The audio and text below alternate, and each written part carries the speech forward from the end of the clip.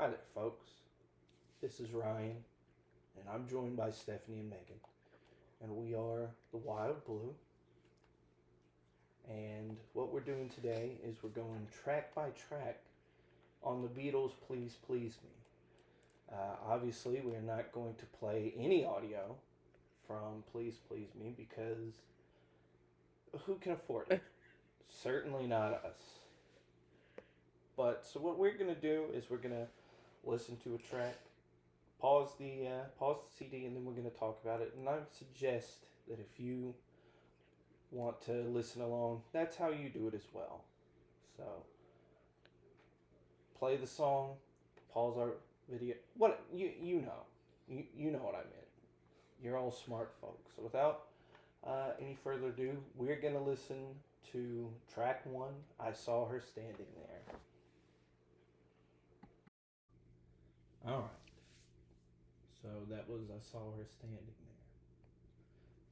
There. I just want to kick it off real quick with any Beatles real heads will already know this, but if you're a Beatles novice, Please Please Me is the only one where it's credited as McCartney-Lennon instead of Lennon-McCartney. The whole album? Yeah. Oh, yeah.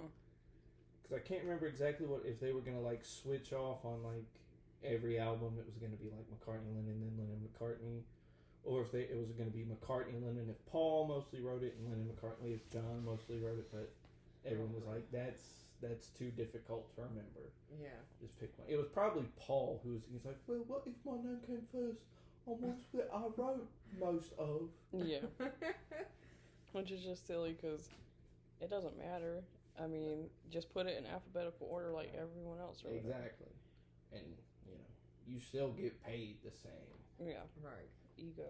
But yeah, so I Saw Her Standing There is, I think that's a great way to kick the album off with 1, 2, 3, 5.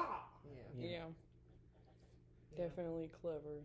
Especially for back then. Yeah, for back then, and especially because, it was made to, like, the Beatles were a great, live act at the time. Yeah. Right. And as far as anyone else knows, it's like, well, these guys are just a flash in the pan, so we really need to get a record down and pressed out. And, the best thing they got going for them is their live show. Yeah. So just make it sound as much like, one of their live shows as we can. Right. Which is what made it a lot more electrifying than albums of the time. Yeah. Yeah, it wasn't like, and here's this great composition, and y'all do this, and we'll make it pretty or whatever. It was, to be fair, that's what they were doing. So anyone who went to their show could just go get the album the next day and enjoy it all over again. Right. Yeah. What I love about that is she was just 17, you know what I mean? And like back then, I assume most people were, yeah, I know what you mean. Nowadays it's like, not quite. I don't really understand. That's funny though, because that's another. I was watching. Have you ever watched that video of where they do the ex celebrity answers questions about their stuff? Yeah. It was They were talking to Paul, and he's like, "Well, when it first started off, well, she was just 17, never been a beauty queen, but then we changed it to." She was just 17, if you know what I mean. And maybe you don't know what I mean, but it just works as a rhyme. Yeah. So, to be fair, it's like she can be whoever you want at that point because it means whatever you want it to mean. Mm-hmm. Yeah. And if you say she wasn't a beauty queen, all of a sudden she's ugly. Right. And it's like, that's fair, but Man, she's not ambiguous I think enough. it's fair that they paint this as if she could be anyone in your head. Your dream girl is just fortunately they made her 17. He probably changed it because he wrote it about an actual girl. Right. And he didn't want to call her ugly. Because he was like, she'll get mad at me and never sleep with me ever again. Well, I don't want to close that door. I'm not ready. Right. And I don't disagree with because they were like 19, 20. So I think that, I don't know, I think even at that point, they would have just been drowning in it. Well, he liked to keep the door open. He has a rotation. He knew. That is true. He did again, because as far as it's like, there's no telling when this is, all gonna dry up. And I don't want to go back to Liverpool and her be mad at me. Exactly. I might still want to hit it. Plus, it just sounds better, obviously. Yeah. It's just a better Well, it is. It's a better line. Right. So, and that's why he's a legend of songwriting. Yeah. He can acknowledge when he messed up and be like, you know what, I should change that. I need to fix that. Right. And then he'll fix it with something better. Right. A song that's like kind of that for the time, especially heavy and like doesn't need to be bogged down with details lyrically or whatever. Yeah. I really love the guitar solo on that song. Yeah. It really is good. For the time, especially for a band like that. Oh, yeah. I mean, it compares easily with any guitar solo Chuck Berry was doing. Oh, definitely. Compares. I don't know if it's better, but... Rock Band? On the bass? It's difficult. It's hard. That's the thing that always is crazy to me, is like, I can't play the bass and sing at all. Even like a simple line. Right. But like, because I can play that song on bass and Paul was doing all that and singing. And bopping around. Yeah. And having energy on stage and personality. It's kind of amazing how he was able to do any of that. They Gemini were, power. These guys, they were talented. Okay? Yeah, just say the least. There's no disputing. These were four talented fellas. Ask Quincy Jones. He'll tell you they're not. I'm just kidding. That is true. I mean, some people. Frank Zappa said the Shags were better. Frank Zappa would say anything. Is he still? He died. Yeah. He died a long time years ago. Like the 90s or something. Yeah. Rip, I guess. Yeah, I always wanted to get into him, but I just have never been able to do it. The only song the Mothers of Invention I like is Help, I'm a Rock. But I like GTOs. GTOs were great. Alright, well, so this is a Beatles podcast and we're not talking about them anymore, so let's go on to track 2. That is Misery, credited to McCartney Lennon.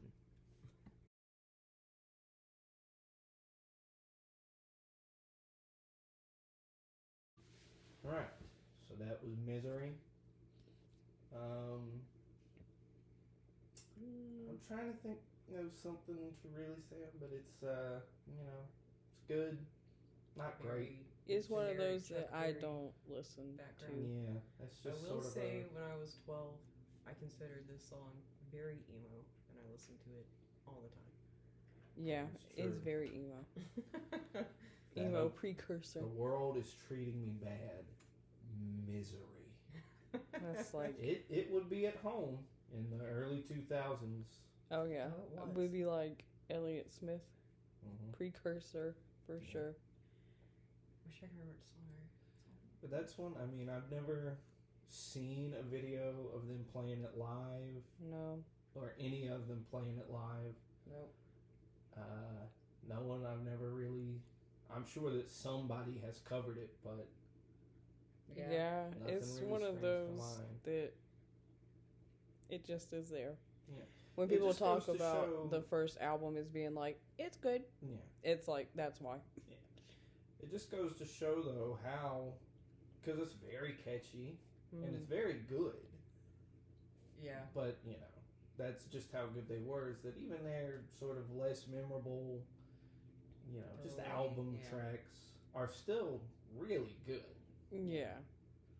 Just not in the grand scheme of what they do. Yeah. Or even on this album, it's not good in the grand scheme. I mean, no. Some of their covers because there are, some yeah. songs like I Saw Her Standing There and like Please Please Me. Those are really like up there in the upper echelons of great Beatles songs. Yeah. And that's, the first track on the first album. Right. But the second track on the first album. What? Don't say Misery? that. Oh, I thought you meant the first track on the second album. No. We aren't there yet. No, Misery, the song we were just talking about, is... I think we're already out of stuff to say about it. Yeah, there's not much to say. It's catchy. Great. Next is this may be a little controversial because it's a cover. It's not one they wrote, but the next song, Anna parentheses go to him, might be my favorite on this album. If not my favorite, it's up there. Okay. But y'all don't like it? I mean, it's like the same as Misery. Well, let's listen to it and then talk. We'll see. Who wrote it? Arthur Alexander. Okay.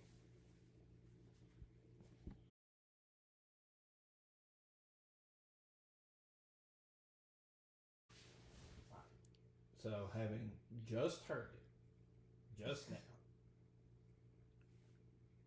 that song is. I mean, it's John's great. vocals are. Oh yeah, he sings really well on that. Especially like on the second that. What is it? All of my life. Yeah. I mean, he. Yeah. Whew, You know what the hell he doing? he hit those out of the park. Yeah. Yeah, I mean, really, that's what makes it so good to me is John's vocal, but also like just the drum and bass together on it. They were really, really grooving on that. It's just I wonder why they chose to. Well, I don't know who recorded this song initially. Arthur Alexander. I don't know who that is. You know, he's the dude who wrote "Anna Go to Him." Well, like did he write it for another artist? Did someone else record it? No, it was. I don't really know anything about it. It was the early '60s. He was a black performer. Yeah. And so the Beatles were one of those groups who like.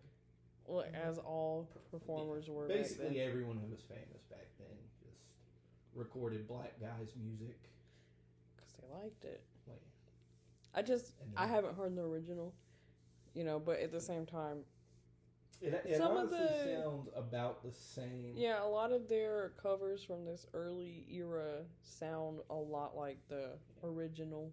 Yeah. Except recordings. And so like they have the guitar. It's a piano on the original, and he doesn't really get as much power behind it. All of my life. Who's Arthur? Yeah. Well, Still good. I mean, if you like the Beatles version, then you will like his version. Yeah. Yeah. I just wonder why they picked that song, except for he probably just liked that song. Yeah. They just did songs they like. Well, yeah, this, the first album, and really a lot of the second one was just like, go through your normal set list, like what you play at the Cavern, and just pick out the ones that you want to do today. Because, they recorded this in one day. Yeah. 1 16-hour day. They recorded this whole album. Yeah. So, yeah, it was just... So they were probably just going through, they probably did that one live.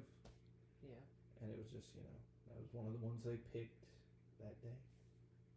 Yeah. All right, well, up next, we get to hear from Boy George for the first time with Chains.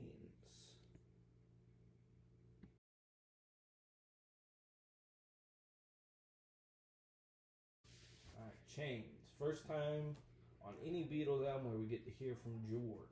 Yep.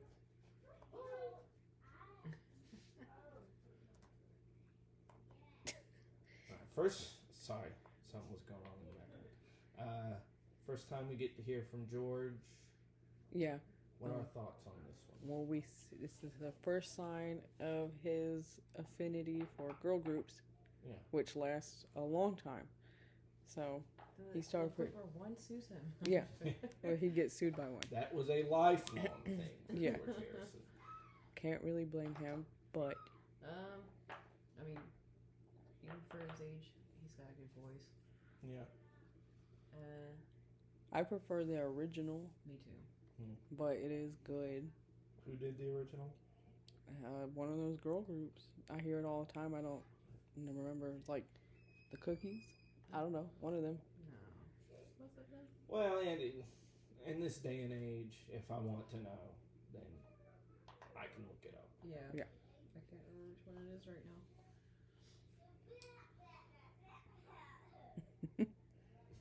But I know I'm not the first person to ever point this out, but I feel like that's one of the best things about the Beatles is that they all sang lead.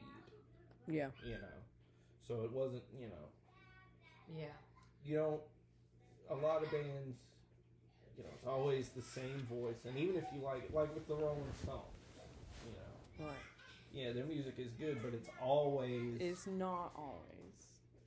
Keith Richards used to get at least one song per album, and Bill would sing sometimes. Okay, but the songs people were mostly hearing on the radio. Yeah. Oh, definitely. It was always the same voice. Not that it's bad, No. a bad voice, but it's with this there's a lot of variety.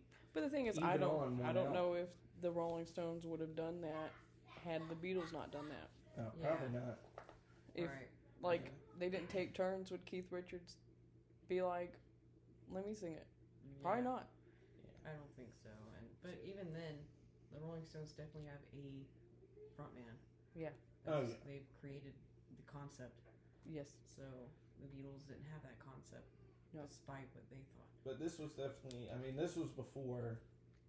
George never got an A side until the end. Yeah, until like the last album, the next to last album. Yeah. And I'm not even. I would be surprised if they were putting him on B sides even at this point. No. That was probably still further down the road. Yeah. But yeah, so it's. It's not George's greatest, finest hour by any stretch, but it definitely, you can tell that there are good things to come. Yeah, I think it's... You can tell that if this guy ever really busts out, he's going to bust out in a big way. Right. I think it's a good, genre crossing to, bring that song into a new genre. Yeah. Kind of, you know, even though it's R&B still, it's still a new way of approaching that song or whatever. It gets a lot of classic rock fans listening to this song. People who are like, "Oh, the Beatles.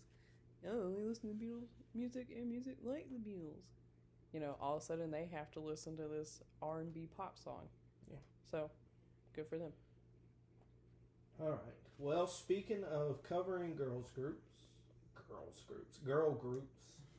up next we have the one and only appearance by Sir Richard Starkey on this album, and that's Boys.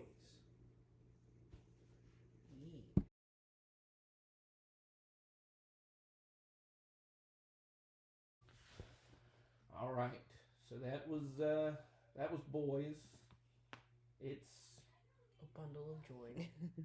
Oh yes, no, it's the Ringo track. It's the Ringo track. Yeah. Which is not a knock. I love the Ringo tracks. I do find it funny because it's obviously a song written for girls to sing. Yes. And the genders are not changed. Yeah, I was wondering about that. I was wondering about that. If it was, if it caused any controversy back in the day. I don't know. It's like... These lads are singing about what they like. It's like when a boy kisses a girl or whatever, but it's weird how it's like, ooh, boys. Yeah. I'm talking who about are you? Boys. Whatever. Talk about what you want. That's fine.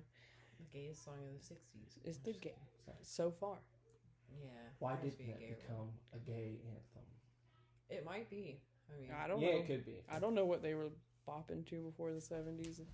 Yeah. Liberace was around then, right? Yeah. He was not listening to the Beatles. I don't know.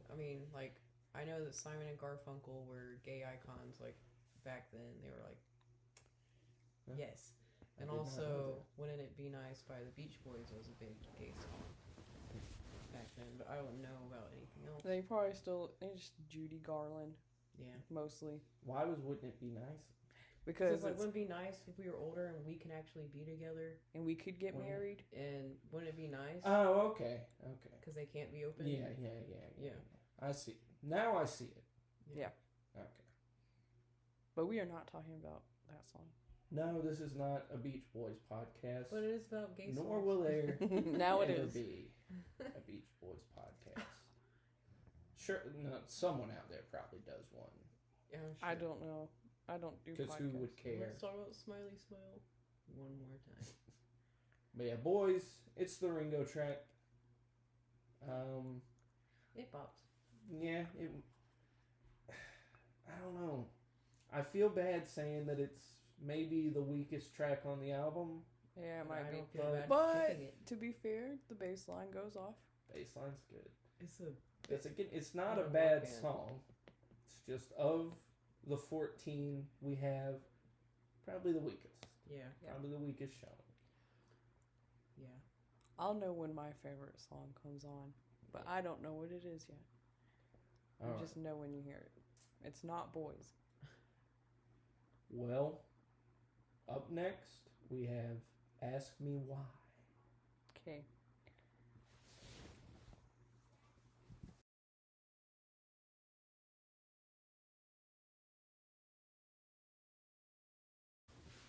Alright.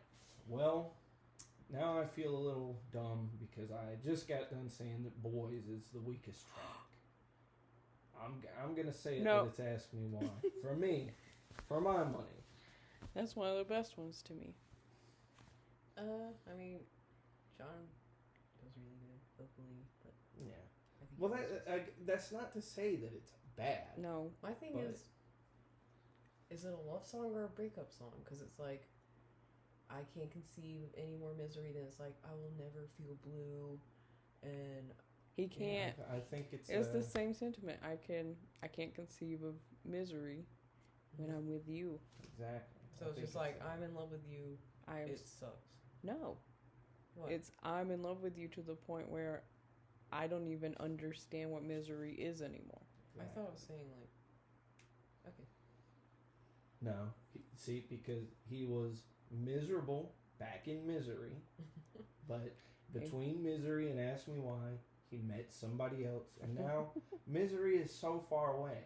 Okay. He can't even conceive of it anymore. He couldn't sing it again if he had to. That's why they never did it live. Yeah.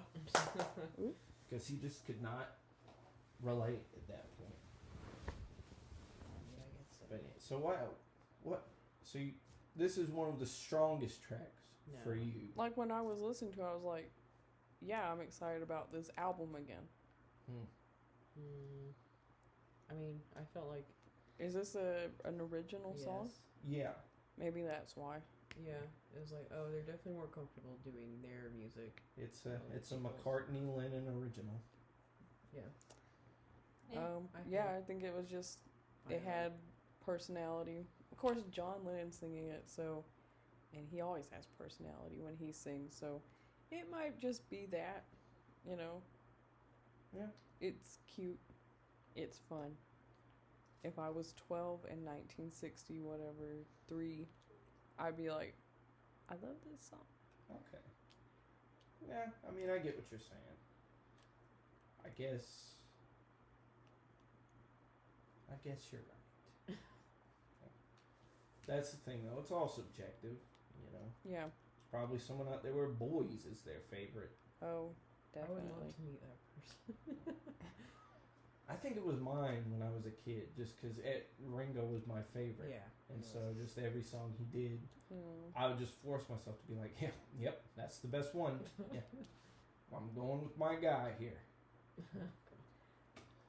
But all right, up next, we have got Please Please Me, the title track. Oh my gosh.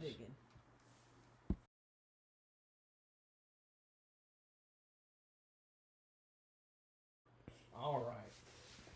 So, in an interview I saw after they recorded that, George Martin looked at him and said, I think you've just recorded your first #1 record. Oh, yeah. And, I mean, yeah, that song, that is a great song. Stuff. It goes off. It's very good. I mean, it's a the reason title track. They knew that song was going to move some records. That's why they called the record that. Yeah. Please Please Me. I mean, they didn't put singles on their albums, but they put that one. Mm-hmm. So, yeah. This is, obviously they know. They know. They weren't stupid. Yeah. I always love that, the rain in my heart line very much. Mm-hmm. Yeah. Yeah. I think it's I like sometimes try and imagine, because it was supposed to be when John first wrote it, was supposed to be like a slower, like a Roy Orbison type of song. Yeah. And I just try and think about how that would have sounded. And I just can't hear it. I don't know. There's a reason why it doesn't sound like that. It sounds enough like it, in the vocal, but that's not how the Beatles play. So it just would have worked when he took it to Ringo and George and them. They would have been like, no. Yeah. Plus, no, especially in these days, they weren't doing any slow. I think the last few, Ask Me Why and Anna, Misery, I guess. They're kind of slow. I think probably the slowest song on the album is probably A Taste of Honey, maybe. What's really funny is that it was banned in America. Please Please Me? Yeah, for being an innuendo. Oh, yeah. Which is so funny because it's like, I would never have thought of that if I never read that. Right, exactly. And that's not what it was. I mean, I could have thought, like, maybe, but it wouldn't have that's stuck in my mind. Yeah, no. I think what she's saying, though, is like, unless someone pointed, like, oh, Please Please Me, that's about, Yeah. Right. You would know, that's not where your mind is going to go when you first hear the song. Right. Someone has to point it out to you. Yeah. Except for there was some dude who was just like, oh my god. Some record company who was like, I'm not playing this. This is my kid, so it has to be. Yeah. Someone just they have long hair. Waiting for young people to be perverted. Yeah. And it really isn't that bad anyway, Right. And it's like, I mean, even if that's what they meant. Yeah. That's not what it means. It is what they meant. Of course it is. Like, they're young guys. Of course it's what it means. God, no, I'm just kidding. do it. I'm fucking Come on. I mean, I don't want to sound complaining, but come on. It's always right in my heart because you won't go down on me. So, but I go down on you. So please me. Like I please you. I mean, yeah. What else is it about? I'm just kidding. No, there is no. Now that I say it aloud, there's nothing else that song could possibly be about. Because there's nothing else he would be doing to her at that age. Exactly. There's no other way to read the song. What is he doing that is so pleasing to her that she's not doing back? Singing. There you go. Because it's the Beatles. Okay. But they're also dating some bird who can sing. And he's always singing to her, but she won't sing to him. Yeah. But no, it probably is about oral sex. So. Yeah. I mean, I read that Cynthia was kind of prude. So. So it could be. Probably is. Definitely is. But that's the title track, Please Please Me. Really good one. Up next, we've got this stretch of the album, Please Please Me and Love Me Do. Oh boy. And then there's 12 other songs on this album. Oh, 12? Like Please Please Me and Love Me Do is What's Moving Units, and then at the bottom, 12 other songs. Yeah, I love that. So let's get into Love Me Do.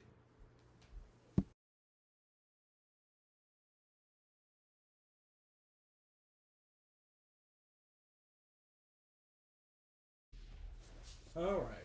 Again, and I know that y'all agree with me on this, but so maybe controversial people listening. Boring. I don't really like that song. No. I do. Never really have. I mean, like singing it. Yeah. It's cute. Yeah. But it's not very good. The harmonica is good. Yeah. That's a very... Don't. That's a good part. Well, again, though, it's like, there's a catch, because it's the Beatles. None of the songs are bad. Yeah. At least I don't think so. Yeah, so you get to be picky. Yeah, like all the songs. But that one, Love Me Do, has just never... I don't know. It's like... It never makes my top 100 list. No. The lyrics are just kind of corny. Mine. Yeah, make yours. It does not make mine. I quite like it. The lyrics are corny. It's just sort of boring. It doesn't really do anything interesting to me. I mean, it's funny or fun or whatever, Oh, and there's a harmonica solo. I'll give him that. I don't think they ever did that again. I guess not. I don't think so. For good no, reason. they did in A Little Child. Which is a doozy. Yeah, but we'll get to that when we get to it. It was stuck in my head the other day. We still got to finish Please Please Me. So we're getting to With the Battles. Honestly, we're getting to the better half of the album. Which is weird, because usually the first half's the better one. But I like the tail end of the album better. But yeah, so let me do 2 out of 3 Wild Blue. Don't really recommend. So yeah. So let's get on. Next we have P.S. I Love You.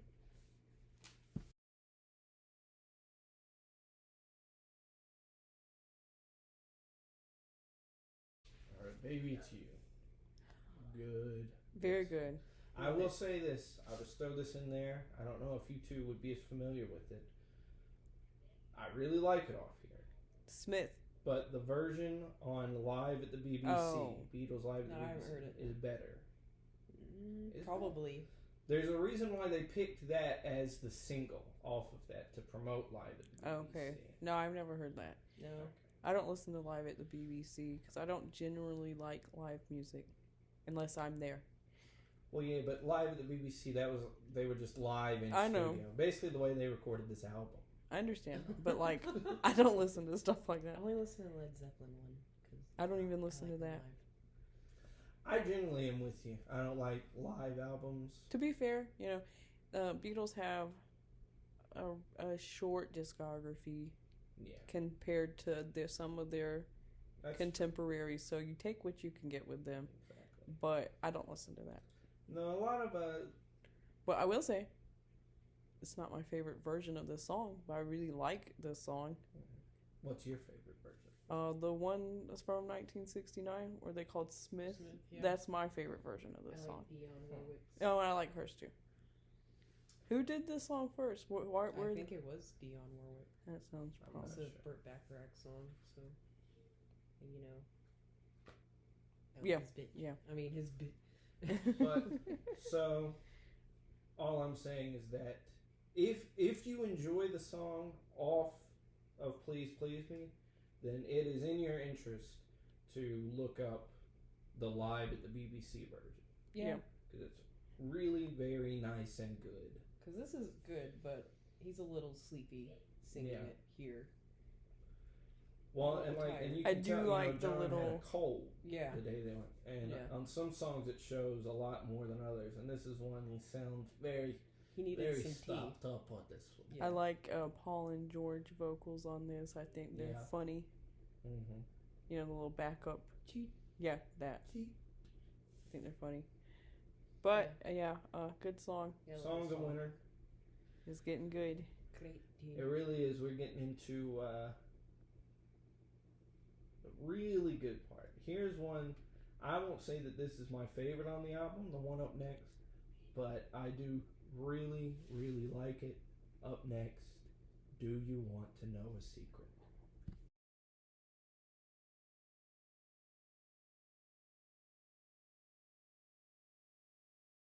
I'll just start off with a funny story about that song from my life.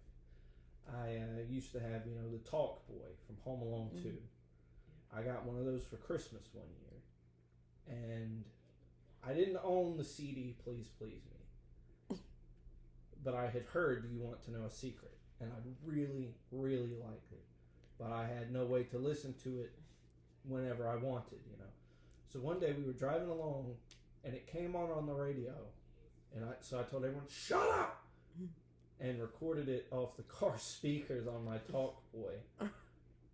So, I had not the best. Yeah. I had my own bootleg of Do You Want to Know a Secret? And I listened to it all the time because I really liked that song as a kid, and I still do really like it. Do you have to use like specific tapes for those things, or like any tape? You could just put any tape in there. Oh. Yeah, I think that was the first Beatles song I heard. No way. You probably showed it. It's the first one I remember hearing. Maybe because it's the first one I remember liking. Knowing myself at that age, I probably bust up in y'all's house after I was grown, was like, "Hey, y'all, listen! I recorded this song," and forced you to listen to it. First thing I remember about the Beatles is you were like, "There's one named Ringo," and then I had a stuffed raccoon, and I was like, "You mean a raccoon?" And you were like, "No." I was like, "Okay." That's my first memory of the Beatles. Yeah. I don't know. I guess we just take it for granted that we already know this, but anyone listening to it, we're cousins. Stephanie and Megan are sisters, and I am a lone man, and they're my cousins. I'm their cousin. Yeah. So we grew up together. We grew up listening to the Beatles. That was about it. Yeah. That's like all we did. Good 5 years. Good 5 year stretch. There was only Beatles music. Yep. I mean, I guess we would listen to stuff, but usually when we were together, it was the Beatles. Yeah.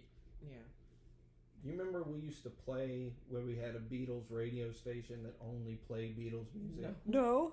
Which exists now. Yeah. Sirius XM radio. Stealing our ideas. It was either we play the Beatles or we play their solo work. Yeah. But yeah, we'd sit there like each one of us had a... We were ahead of the curve. We knew that one day... We were innovators. People would want a radio station where it's just the Beatles. Like me, but I don't want to pay for it. No, I'm not paying for Sirius XM. I already paid for their CDs. Exactly, yeah. And it's fine, but like, no. I'll just listen. I have an Apple Music, so yeah, it's fine. Yeah, do you want to know a secret? Another thing about that is that back in the day, it was John and Paul would give the songs they wrote that they were like, oh, well, this isn't very good. Yeah. They give it to George. Yeah, and it's so like, what were they thinking on that one? I guess they thought it was not very good. Corny? I mean, to be fair, it was like the first Beatles song. As a kid, I could understand exactly what they were talking about. Yeah. I understand whispering, "I like you" to someone or whatever. I get that. True. It's simple. Okay. So yeah, I guess they just thought it was a little too easy. Yeah. They were poets. Yeah, sure. After Please Please Me. Yeah, poetry. Yeah. Alright, so do you want to know a secret? Up next, we have track number 12, A Taste of Honey. Oh, boy.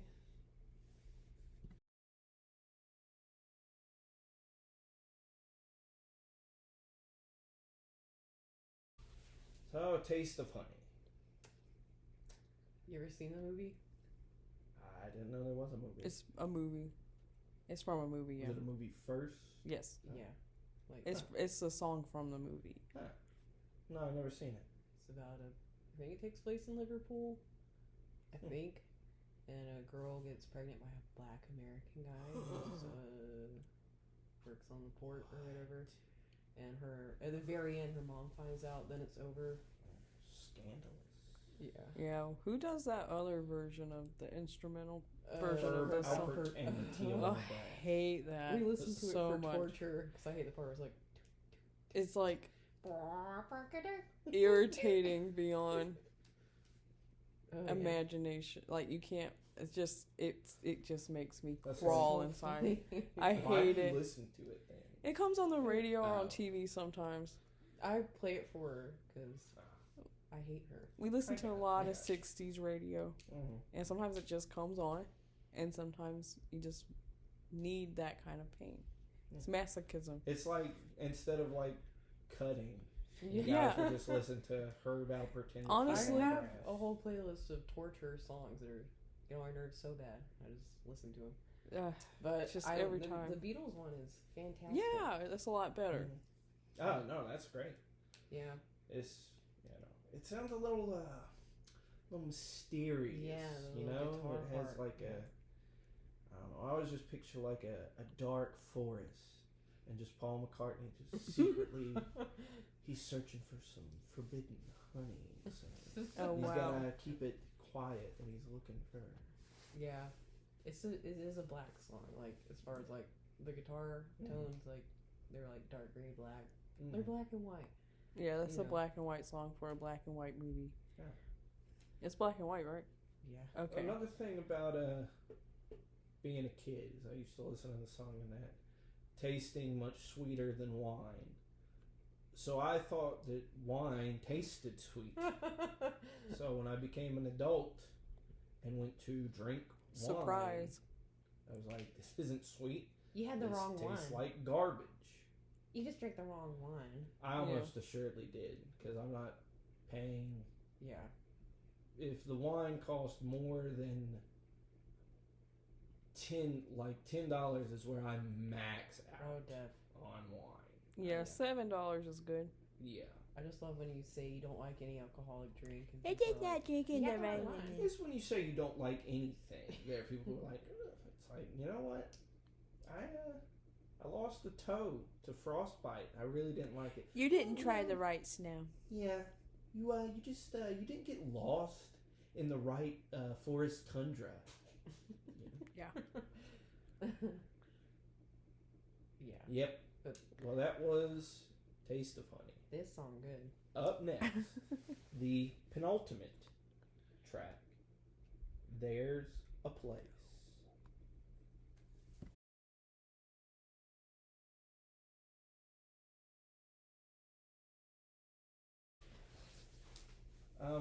I can remember I was maybe 14 or 15 years old, and I got this album for my birthday, I think when I turned 9.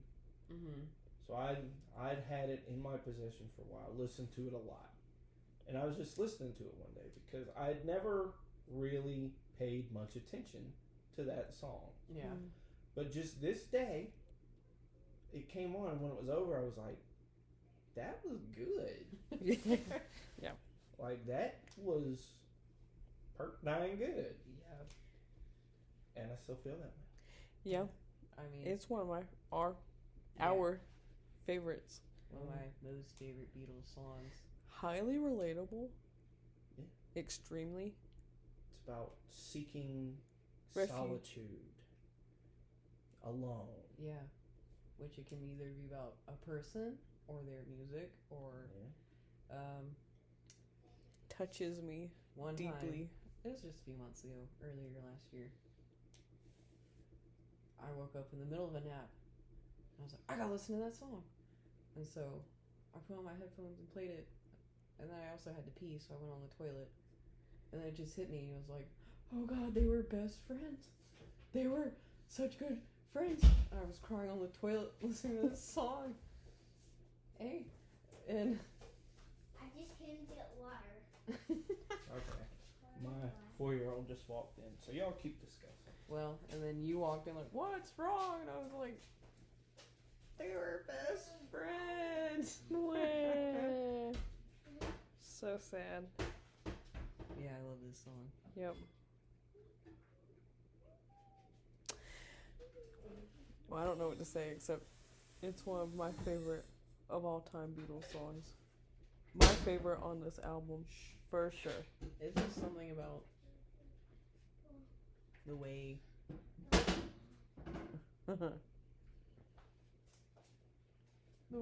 I don't know, something about the lyrics, something about the sound. It's so innocent. Yeah, about the emotion behind it. When you're young and your room is your room, it's your place. That's your area. Yeah. It's the only place you have. Absolutely. But yeah, that's a good one. But again, it's another one of those. I'm sure they used to do it live back in the Cavern days, probably. Yeah, maybe. But I can't think of a time I've ever seen them do it live. I don't know if they, I'm sure Paul could do that song on some of his tours, his solo tours, but I don't know if he ever did. Yeah, it's very largely ignored or whatever. It's an overlook. It's sort of the dark horse. It's the best song on the album. I will say, one of my goodest friends I got her to listen to this. Like, she's like, I'm just gonna start listening to them from the beginning.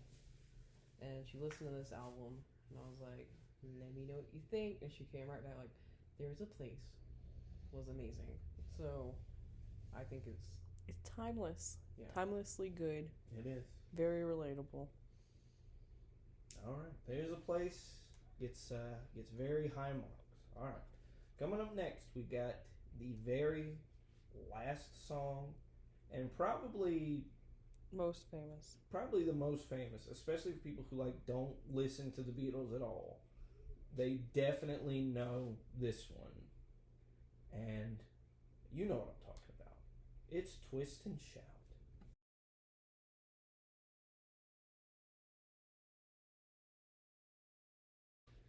And so that is it. That's the album, and I think that was a great way to end it. Yeah. That song was a great choice. Mm. Yeah. It's probably one of the most famous album closers. Oh yeah. Because it's definitely yeah, but it definitely is one of those that people, you get guys who are like, the Beatles, he sang that, and he sounds like that because, and try to be, but it's just because of how impressive it is. If the song wasn't impressive, no one would spout that off like it's good news. Yeah. It just would never come up.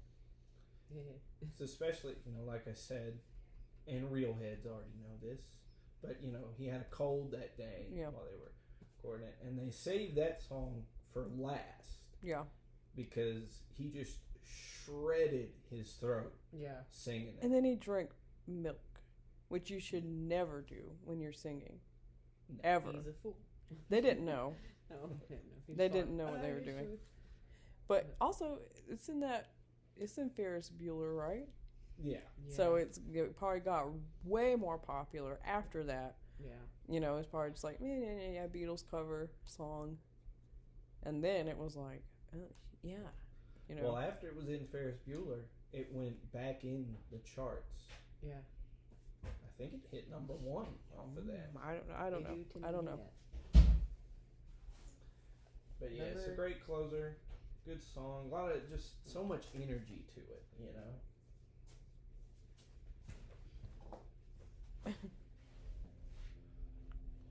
What do you think of it, Colton?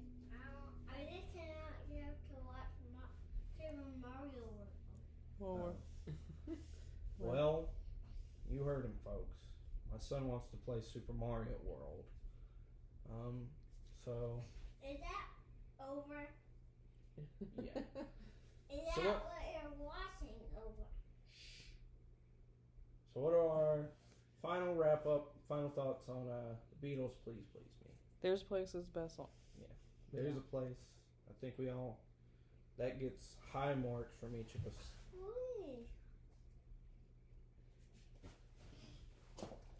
I think it's, I think it works as a good introduction, It lets you know that it can really only get better, Yeah. It started off strong. It's not their greatest album, but it was a great way to, kick things off.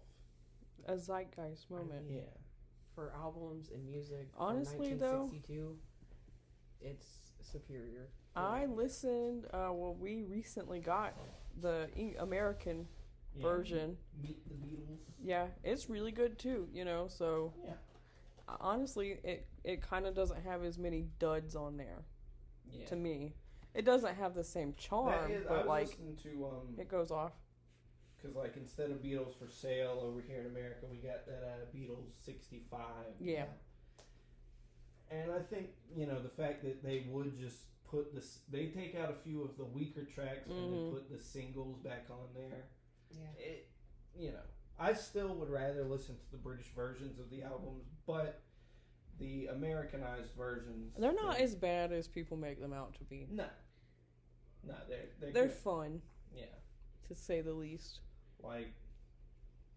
Beatles for Sale. It's basically just Beatles for Sale, but it has I Feel Fine on it. Yeah, that's a good album. Yeah, I'd say.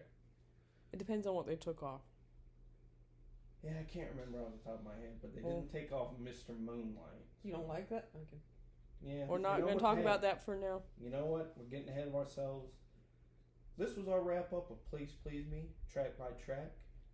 If you enjoyed it, stay tuned. We're going to do the whole all the Beatles thing. albums. We'll do all the Beatles, and then, sky's the limit. There's at least a handful of other bands out there that we could go through. So yeah, thank you for listening, and take care. Peace and love.